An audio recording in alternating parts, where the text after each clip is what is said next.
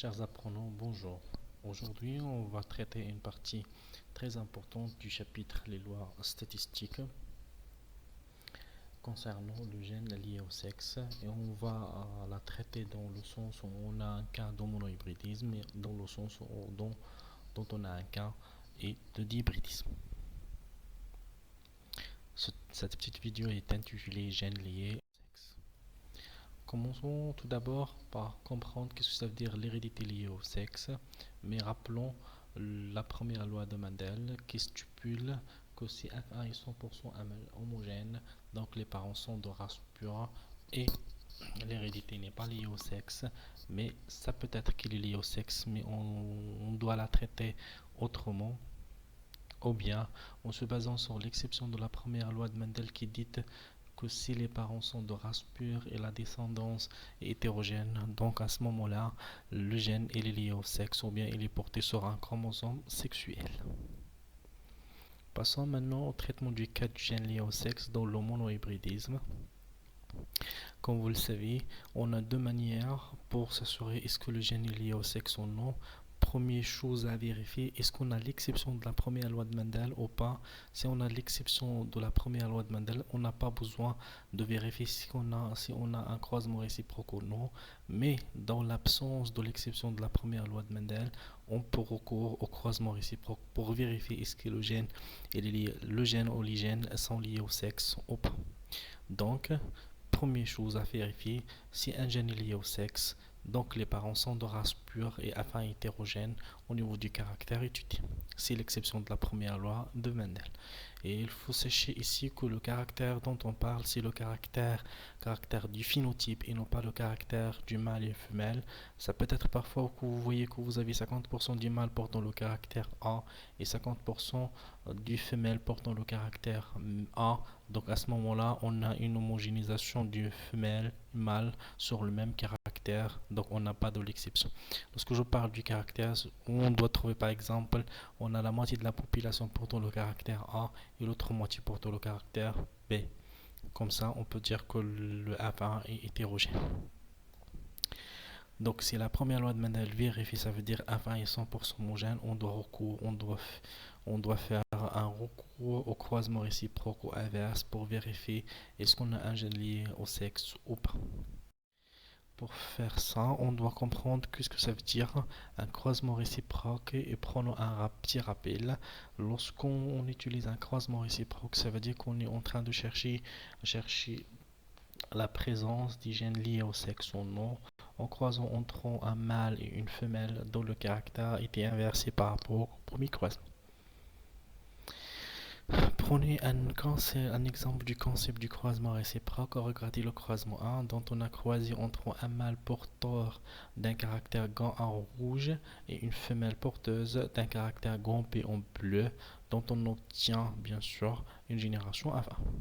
Et dans le croisement réciproque, vous pouvez remarquer qu'on a croisé entre un mâle qui est porteur d'un caractère grand P qui était bien sûr porté par la femelle dans le premier croisement et une femelle porteuse d'un caractère grand A en rouge qui était porté par le mâle au croisement A. Et on obtient à ce moment-là une génération F1 prime. Il fallait bien sûr distinguer entre la génération F1 et F1 prime afin que vous puissiez bien sûr comprendre notre explication qui vient par la suite concernant l'interprétation du croisement réciproque. Donc le fonctionnement du croisement réciproque est basé sur deux critères très importants. Ça veut dire on doit vérifier est-ce qu'on a le F1' renferme une descendance identique que celle du F1. À ce moment-là, notre conclusion est claire que le gène étudié n'est pas lié au sexe. Il faut faire attention à ce moment-là que cette phrase-là est écrite puis toujours dans les examinations sous forme d'une remarque et que vous devez l'interpréter aussi dans votre réponse. Si vous avez cette remarque, il fallait dire que le croisement réciproque donne le même résultat en F1, donc le gène étudié ou bien les gènes étudiés ne sont pas liés au sexe. Alors que le deuxième cas de figure, si le F1' renforme une descendance différente que celle de F1, notre conclusion ça, ici à ce moment-là, ce sera le gène étudié peut-être il est lié au sexe ou non. Donc on doit vérifier les deux autres critères pour s'assurer est-ce que notre gène étudié est lié au sexe ou pas.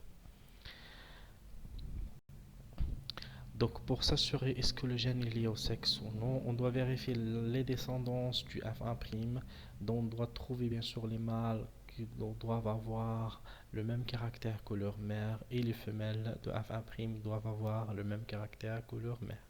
À ce moment-là, notre conclusion ce sera que le gène est lié au sexe.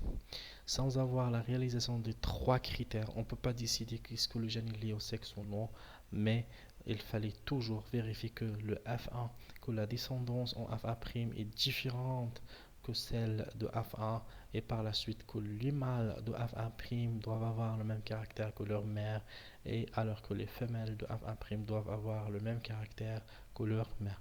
Donc la réalisation de ces trois critères nous indique que le gène est lié au sexe. Dans le cas où vous n'aurez pas la réalisation de l'un des trois critères, votre conclusion ce sera que le gène n'est pas lié au sexe. Lisons cette phrase-là. Lors de l'application du croisement réciproque ou inverse, si l'un des trois critères n'était pas réalisé, on conclut que le gène n'est pas porté sur un chromosome sexuel ou bien qu'il n'est pas lié au sexe. Arrivons au cas du gène lié au sexe dans le dihybridisme. Il fallait qu'on traite de la même manière, sauf que ici dans le dihybridisme, on doit considérer qu'un caractère à part. Ça veut dire si on a deux caractères, on va traiter le premier caractère à part, et puis on fait notre conclusion et on passe au deuxième caractère afin de ne pas commettre une erreur dans notre conclusion s'il y aura un gène qui est lié au sexe et l'autre n'est pas lié au sexe ou bien qui est porté sur un chromosome autosomique. Dans le cas où vous aurez un exercice qui est un gène qui renferme un gène lié au sexe et l'autre gène n'est pas lié au sexe, votre conclusion ce sera que les deux gènes étudiés sont indépendants puisque vous n'aurez pas besoin d'un croisement test ou bien d'un croisement F1 fois F1 pour s'assurer est-ce que les deux gènes étudiés sont indépendants ou bien liés, puisqu'il est clair. Comme si je vous donne par exemple un exemple, par exemple un gène qui est porté sur une paire de chromosomes 7 et l'autre il est porté bien sûr sur une paire de chromosomes 11. Donc à ce moment-là, on a deux paires de chromosomes différentes. Donc les deux gènes étudiés sont indépendants ou bien sont transmis d'une manière indépendante. Prenons cet exemple-là qui est clair et qui va, qui va vous aider bien sûr de comprendre notre explication précédente. Mais vous lisez tout d'abord les notions de l'exercice attentivement. Pour étudier la transmission de deux caractères, surtout la couleur de fourrure et la longueur de poil chez une espèce de chat, on propose l'étude des résultats du croisement suivant. Premier croisement entre des mâles de ligne pure de fourrure noire et des femelles de ligne pure de fourrure brune. Ce croisement donnait en F1 des individus dont 50% des mâles de fourrure brune et 50% des femelles de fourrure grise.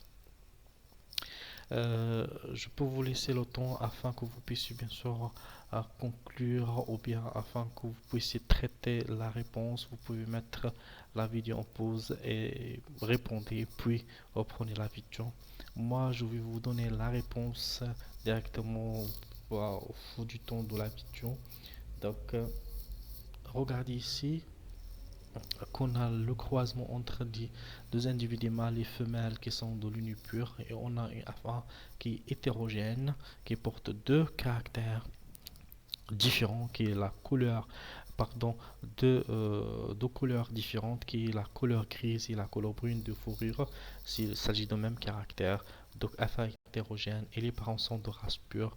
Notre conclusion que le gène étudié dans ce cas-là, ou bien le gène qui est responsable de l'expression de la couleur de fourrure, est porté sur un chromosome sexuel. Passons au deuxième croisement, dont on a le croisement entre des mâles de l'union pure portant des poils courts et des femelles de l'union pure aussi portant des poils lents. Ce croisement dont on F1' des individus 100% ou bien tous porteurs des poils lents. Donc on a ici F1 et 100% homogène. Donc on a la vérification de la première loi de Mendel. Donc à ce moment-là, pour savoir est-ce que ce gène-là il est lié au sexe ou non, on doit recourir au croisement réciproque qui est présent à ce moment-là sous forme de la remarque suivante, euh, cette remarque qui stipule que le croisement réciproque issu du deuxième croisement donne les mêmes résultats.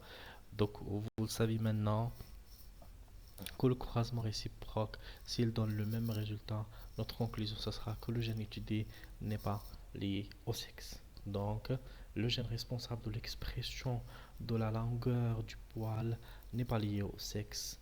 Donc, cet exercice-là porte un gène qui est lié au sexe et un gène qui n'est pas lié au sexe. Par conséquent, si on aura un troisième croisement qui va rassembler les deux croisements précédents 1 et 2, on conclut que les deux gènes étudiés sont indépendants. Vous voyez notre conclusion écrite maintenant. Donc, je vous lirai les choses claires. D'après le premier croisement, puisque un enfant est hétérogène et les parents sont de race pure, le gène étudié est lié au sexe, d'après l'exception de la première loi de Mendel. Alors, d'après le deuxième croisement, le croisement réciproque donne des résultats identiques, donc le gène étudié n'est pas lié au sexe.